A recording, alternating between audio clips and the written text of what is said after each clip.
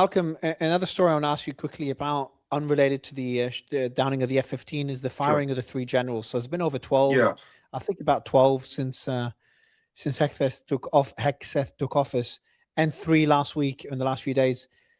Um, how significant is this? What do you make of it?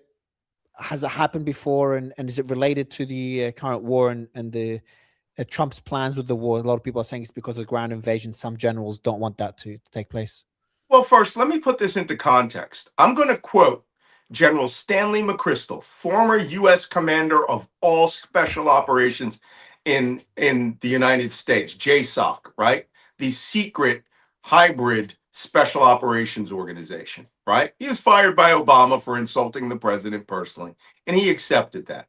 But the guy is a stud when it comes to special operations and leadership. He was a three-star general. He said Pete Hegseth is a disgraced National Guard major who was kicked out of the DC National Guard because he was wearing white supremacist tattoos and his own unit turned him in. Okay, so that's who the Secretary of Defense is right now. Put that into context. This man is a white supremacist. Don't believe me, believe the tattoos that are all over his body. They are crusader, anti-Muslim uh, uh, symbols on his arm. The kafir he puts on his arm, infidel, is meant to be an insult to Muslims. And I find this fascinating.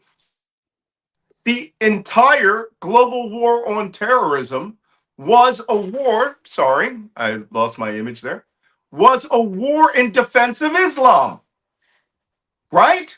Global war on terrorism, we were fighting for our Arab partners against an Arab cult. And Hegseth sees the world in white guys who are dudes and the rest of them. He fired people he would not even been allowed or qualified to carry their briefcase. He was such low rank in comparison to them. And now, that famous story came out that the woman general in charge of Arlington Cemetery, they told Hegseth they don't want her around because they don't want her to have a photograph of a black woman general next to Trump. Look, people, all right, I'm an intelligence professional, which means I don't care how it falls. But wherever it falls, I'm going to tell you the truth. That man is a white supremacist. And by getting rid of the general who defended the other generals because they were the best at the job is a good example of what a white supremacist is like. He thinks there's all supposed to be cool, tatted out, bearded, special forces dudes, right? Like South Park when they lampooned him, right? That's what he thinks a general is. This is You don't crazy. think it's related? It's not related to the operation Not right at now, the all. Iran war, No. the And one ground of the invasion. reasons that the news media got was that general who was the chief of staff of the army, the top general of the army, it wasn't about missions.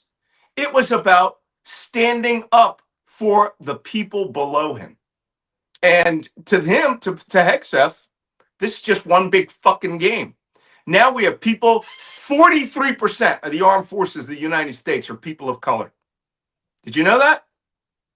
That's 4 out of 10 or more are men and women who are black, Latino, Asian.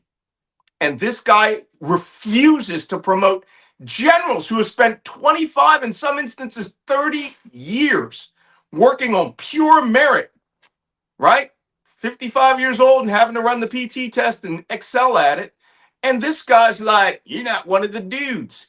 It's possible a crazy goddamn idea came up and he was like, oh no, that's bullshit. But for Hegseth to go, I demand your retirement as of today immediately. Let me tell you, that's all going to be, wait till there's a new president. They're all going to be reinstalled. They're all going to be brought back and honored. Because we should honor anyone that gave 30 years to our country, right? And a very, very quick question, Malcolm. Ground operation, how likely and when? Yeah. I'm a betting man. And, I've written about this now going on 4 weeks. We're at day 37. I think the first article I wrote about this was on day 4, where I said we will seize the Strait of Hormuz Islands. Then Trump ramped up Karg Island. and then that special mission for the nuclear power 2 days ago, just 48 hours ago, Trump sort of dismissed all of that. And then within 12 hours of that, he said, let's seize Cargill in the Strait of Hormuz. Now, they came back off of that because he said the Iranians were negotiating. Then this morning he comes back, let's go take their oil. God is with us. I don't know who's talking to him, but whoever the last person to talk to him is clearly infecting his dementia-ridden mind. And it sounds like Pete Hegseth. When he puts out a tweet, God is with us. This is not the Crusades. Did anybody tell Hegseth the Crusades were a effing failure and that Salahuddin al-Ayyubi beat them?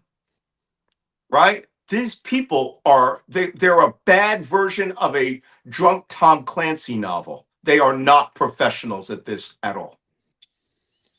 But you voted for it, so when American soldiers die, not you, the Americans, any of you guys who are MAGA watching this going, Malcolm Nance is full of shit like you do in the comments, you voted for this. And you're not going to get this, a big victory parade out of this. You're going to get dead service members who stood up because you are too cowardly to be in the armed forces and do it yourself. Malcolm, thank you so much for your time, and I appreciate it as always. Well, it's always been a pleasure, Mario. And it's tough being right all the time, but I'm glad you give me these opportunities to come out and show the difference between real intelligence professionals and just people who talk smack all the time. No, I enjoyed your insight into the F-15 and how it was shut down and what will probably be going on right now behind the scenes. And maybe a quick one word answer.